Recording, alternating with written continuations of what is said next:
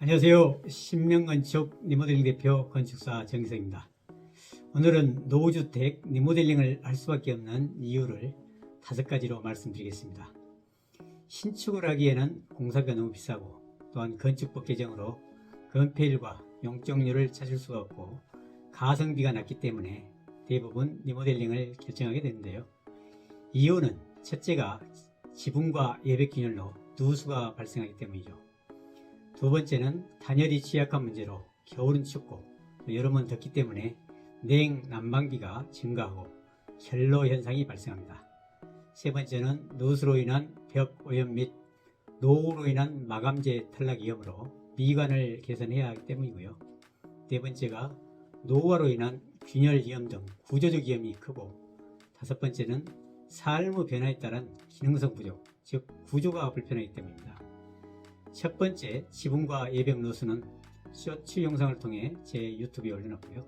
이번 영상은 노후주택에서 누수 다음으로 심각한 단열과 관련된 문제점과 개선하는 과정을 보여드리겠습니다. 많은 시청 바라겠습니다. 먼저 결로현상 방지와 냉난방비 절감을 위해선 공사 시 제일 중요한 사항이 열교현상 방지와 기밀시공입니다.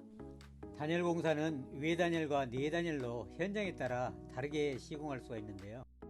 단열은 외벽에 설치하는 게 가장 좋지만, 리모델링 시 외벽에 단열재 설치 시 건축법상 30제곱미터 이상은 대수선 허가를 받아야 하기 때문에 설계비와 관리비 등 시간과 비용이 많이 발생해 돼서 실내에 단열 공사를 할 수 있으면 시간과 비용 절감에 큰 도움이 됩니다.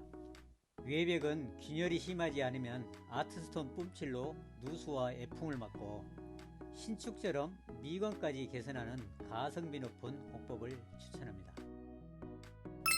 실내에 단열재를 설치하는 공사에 대해서 알아보겠습니다. 오래된 건물일수록 사진처럼 단열재가 아예 없거나 단열성이 떨어진 단열재가 들어가는 경우가 대부분인데요. 우리나라는 1980년도 이후에는 단열재 설치 기준을 구체적으로 시행하고 있지만 1980년도 이전만 해도 단열에 대한 중요성을 인식하지 못하고 건축하다 보니까 냉난방도 안되고 결로현상도 발생하게 됩니다. 벽에 단열재가 없으면 이렇게 곰팡이가 까맣게 피어있는 모습을 볼 수가 있습니다. 건축법상 중부 2지역은 지붕 단열 기준이 최소 220mm 이상입니다. 하지만 이렇게 성능이 떨어진 50mm 이하의 단열재가 설치되어 있는 경우가 많습니다. 그러다 보니 여름은 덥고 겨울은 추울 수밖에 없습니다. 단열재 시공 방법은 우선 곰팡이를 제거하는 약품을 뿌리고 충분히 건조시킨 다음 단열재를 붙이하는데요. 단열재의 종류에 따라 낮은 등급인 비드법, 즉 일반 스티로폼이 있고요. 다음으로 압축법 아이소핑크와 더 성능이 좋은 경질 우레탄 보드와 PF 보드가 있습니다. 단열재는 성능도 중요하지만 화재 위험에 대비해 불에 잘 타지 않는 준브랜드 제품으로 시공하는 게 좋습니다. 시험을 통과한 보이는 샘플과 같은 제품을 사용하는지가 중요합니다. 먼저 벽 단열재는 두께에 따라 시공 방법이 조금 다른데요. 두께 30mm 이하는 단열재와 마감재를 미리 접착제로 붙여서 하루 정도 건조시킵니다. 접착력을 높이기 위해 프라이머를 칠하고 톱꽃본드로 도배를 제외한 단열과 마감을 동시에 진행합니다. 중요한 건 작업자의 숙련도와 경험에 따라 평활도가 결정되고, 도배를 위한 창틀에 턱을 남겨둬야 마감이 깔끔합니다. 벽과 창틀 사이에 턱이 없으면 도배의 마감이 깔끔하지도 않지만, 시간이 지나면서 온도, 습도에 따라 도배지가 들뜨거나 말리는 현상이 발생합니다. 또 중요한 것은 외벽과 내벽이 만나는 곳은 최소 40cm 이상, 내벽 쪽에 단열재를 설치해야 내벽에도 결로 현상이 발생하지 않습니다. 신명 리모델링은 실내 외벽 전체를 감싸 시공하기 때문에 결로와 단열, 평활도까지 완벽하게 해결하고 있습니다. 다음은 30mm 이상 단열재 시공에 대해서 알아보겠습니다. 먼저 단열재에 접착제를 바르고 화선으로 벽에 고정을 합니다. 그리고 우레탄 폼으로 단열재 사이 틈이 벌어진 곳을 꼼꼼하게 메꿔줍니다. 그래야 열이 빠져나간 것을 막아주고 기밀 시공이 되겠죠. 어떤 분들은 공사비를 아끼려고 석고보드를 한 장만 붙이는데요.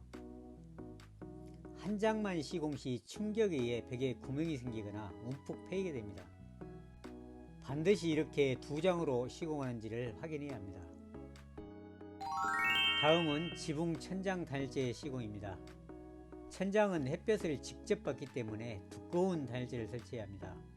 단독주택 같은 경우 신축 설치 기준이 외벽은 135mm지만 지붕은 220mm 이상을 설치해야 합니다. 하지만 성능이 좋은 우레탄 보드나 PF 보드는 140mm만 붙여도 220mm만큼의 단열 효과가 있기 때문에 천정고를 80mm 이상 높일 수가 있습니다. 기존 천장에 단열재가 있더라도 추가로 140mm 이상 경질 우레탄을 설치하는 것이 좋습니다. 만약 천정고가 낮으면 100mm만 설치해도 큰 효과를 볼 수가 있습니다. 천장은 단열재 두께가 두껍기 때문에 천장 처짐이나 무너지지 않게 하려면 칼블록 또는 유황카로 고정하는 것이 좋습니다. 그럼 비포와 애프터 영상을 보여드리겠습니다.